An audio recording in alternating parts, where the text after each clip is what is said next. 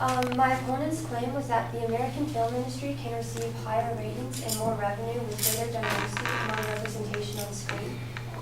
His secondary claims were that diverse representation brings a crowd of supporters in the groups being represented, that broadening the audience of specific networks can be done by increasing diversity on screen, and lastly, that productions with diversity don't fail to bring in revenue. My claims are that diverse representation on screen may bring a new group of supporters, but it can overall decrease the amount of support, that increasing diversity won't broaden specific networks, and that productions with diversity can fail to bring in revenue and have on multiple occasions.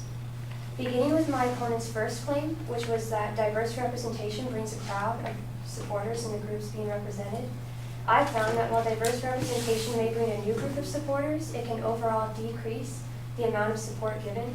This is because the American film industry is heavily reliant on profit from their exported films.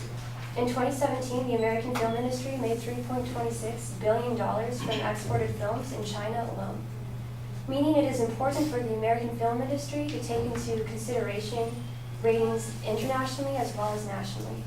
In China, as well as other countries that America relies on, doesn't support the LGBT community as much as America does.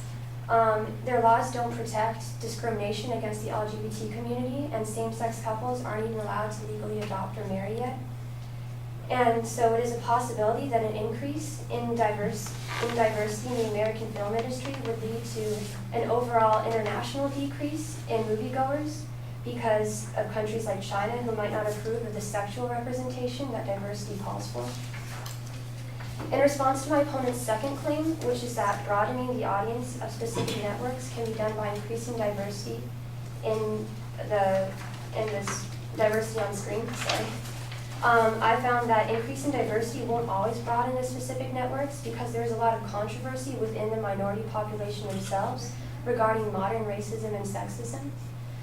If increasing diversity were to broaden the audience would need to feel that diversity needed to be increased in the first place. Morgan Freeman, a well-known minority actor, who found that he himself was proof that minorities aren't ill-represented on screen, and he said so in an interview. And during an interview with Bill O'Reilly, Stacey Dash, who is also a successful minority actress, called the idea of modern media being whitewashed propaganda and claimed it was being used as an excuse to avoid responsibility for one's own destiny.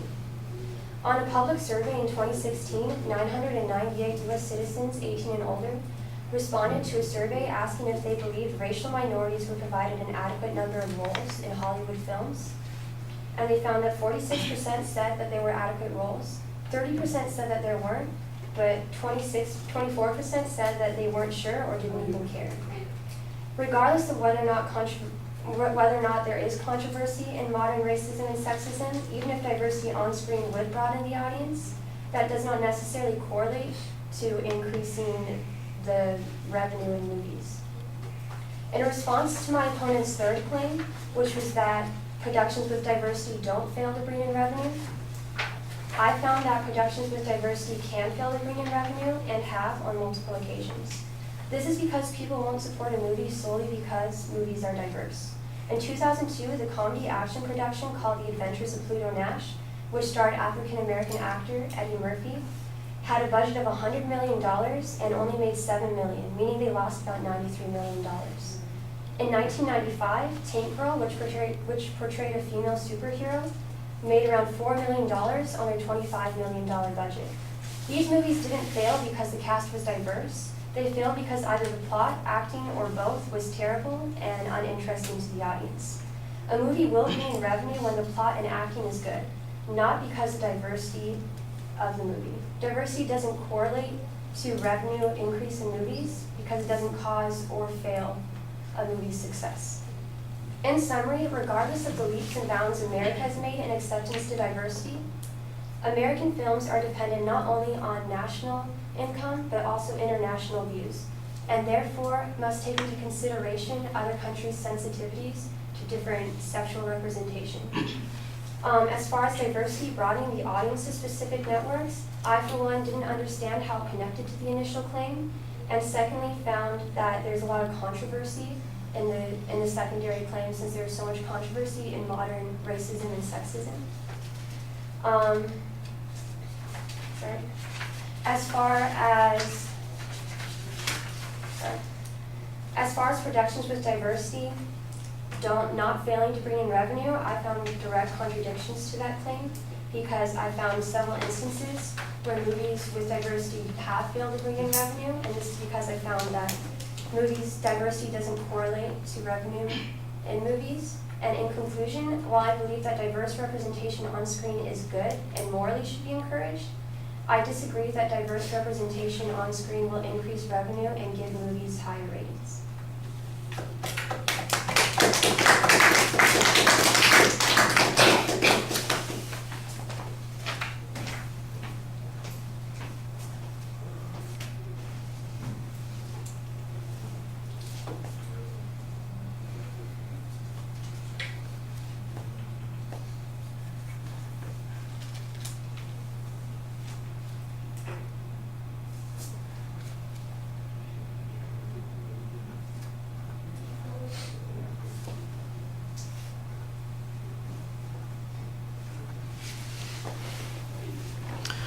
All right, well, the strongest thing about your argument are the counterclaims and opposing examples that you present. You've got good rebuttal information on the points. The thing that I think is a little bit weak about the arguments is that there's not much analysis of the advocate's evidence or the way they've reasoned. So, in essence, it comes down to your claim versus the claim that they're presenting, and you don't give me a standard by which I should evaluate those conclusions. So I think that that's a little bit problematic. I thought you did a nice job finding good counterclaims. I thought you found some good evidence to support your conclusion.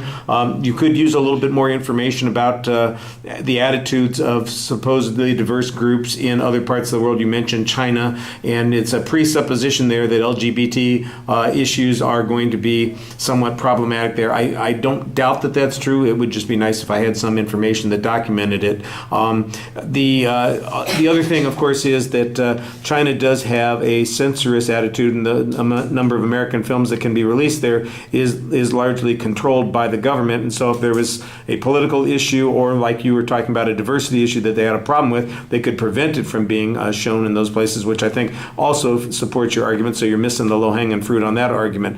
The second argument, you basically suggest that this is a matter of perception of the people who are involved in the industry, that there are a number of people, and you provide examples, who believe that there's adequate representation, that there's plenty of diversity, that the failure to get more opportunities is mostly, an